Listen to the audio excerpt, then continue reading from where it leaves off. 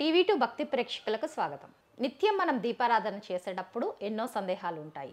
దీపం ఎందుకు వెలిగించాలి, దీపారాధన చేసేటప్పుడు పాటించాల్సిన పద్ధతులు ఏంటి అనే విషయాలు ఈరోజు మనం కుందుర్తి స్వరాజ్య పద్మజ గారిని అడిగి తెలుసుకుందాం.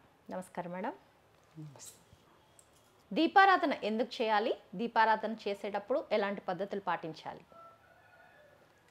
దీపం జ్యోతి పరబ్రహ్మ, దీపం సర్వతమోపహ, దీపేన సాధ్యతే సర్వం, సంధ్యాదీపం నమోస్తుతే.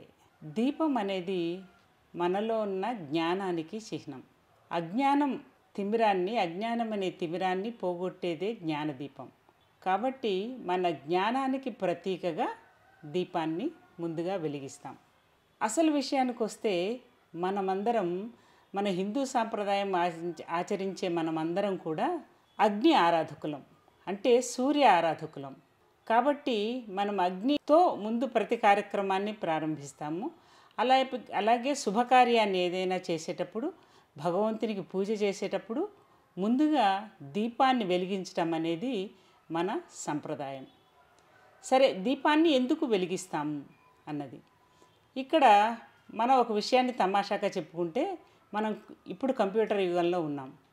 ఈ కంప్యూటర్ యుగంలో రకరకాల విండోస్ వస్తాయి. మన కంప్యూటర్లో రకరకాల విండోస్, దేనికి సంబంధించిన విండో దానికి ఉంటుంది. ఇది కూడా, ఈ అగ్ని కూడా చెప్పాలంటే ఒక విండో లాంటిది. భగవంతునికి మనకు మధ్య ఉన్న ఒక అనుసంధాన క్రియ చేసే విండో లాంటిది. ఈ దీపాన్ని ఎప్పుడైతే వెలిగిస్తామో భగవంతుడి దగ్గర మనకు సంబంధించిన, మనం ఇక్కడ మనం పూజ చేస్తున్నాము అన్న స్పృహ అక్కడ కలుగుతుంది.